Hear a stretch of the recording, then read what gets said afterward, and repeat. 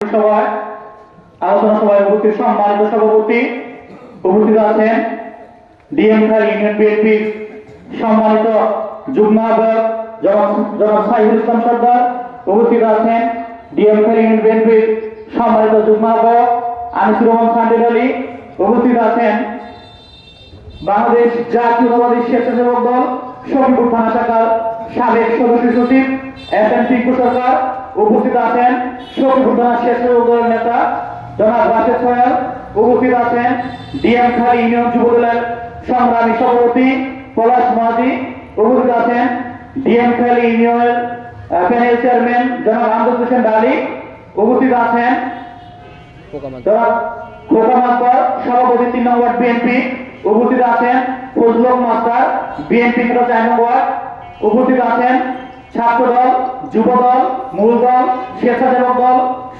শ্রমিক দল ও সহযোগী অঙ্গ সংগঠনের অন্যান্য নেতৃবৃন্দ। প্রথমে আমি সবাইকে সালাম জানাচ্ছি। আপনারা কষ্ট করে আজকের এই অনুষ্ঠানকে সাফল্যমণ্ডিত করার জন্য এখানে উপস্থিত হয়েছেন, এজন্য সবাইকে আমি ধন্যবাদ জানাচ্ছি এবং সেই সঙ্গে আমি আমার সালাম প্রদান করছি। আসসালামু আলাইকুম ওয়া রাহমাতুল্লাহি ওয়া বারাকাতুহু। আজকে ডিএমখালী ইউনিয়ন 3 নং ওয়ার্ডের সাংগঠনিক আলোচনা এবং কমিটি গঠন। আমি জানি ডিএমখালী ইউনিয়নের 9টা ওয়ার্ডের মধ্যে সবচেয়ে বড় ওয়ার্ড এই 3 নং ওয়ার্ড।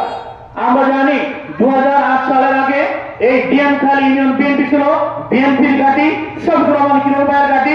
যে কোনো কারণে হোক আমরা আমাদের সেই সোনালী সুযোগ, সোনালী স্বপ্ন হারিয়ে ফেলেছি।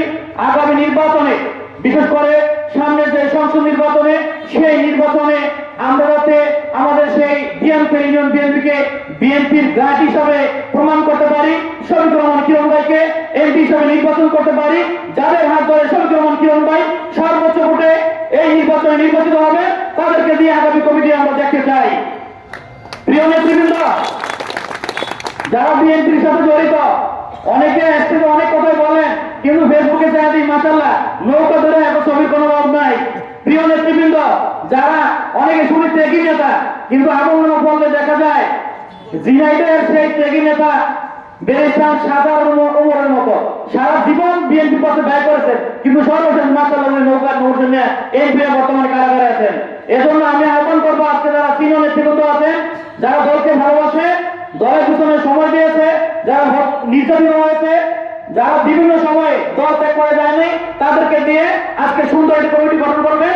আর যারা আজকে এই কমিটির দায়িত্ব নিতে চান, তাদের কাছে আমার অনুরোধ আহ্বান থাকবো, আপনি আজকে থেকে শপথ নেন, আগামী নির্বাচনে আপনি আপনার কেন্দ্র থেকে সর্বোচ্চ ভোটের মাধ্যমে, বৈধ ভোটের মাধ্যমে, দিনের ভোট রাতে হওয়ার কোনো সুযোগ নেই, বৈধ ভোটের মাধ্যমে শফিকুর রহমান কিরণ ভাইকে আজকে শক্তিশালী করবেন এবং আগামী নির্বাচনে শফিকুর রহমান কিরণ ভাইকে শরীয়তপুর 2 নির্বাচনী এলাকার এমপি নির্বাচনে তাকে বিপুল ভোটে ব্যবধানে জয়লাভ করবেন।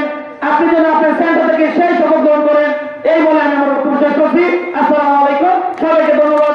শফিকুর রহমান কিরণ ভাই জিন্দাবাদ, দেশনেত্রী বেগম খালেদা জিয়া জিন্দাবাদ, তার ধন্যবাদ। আসসালামু আলাইকুম।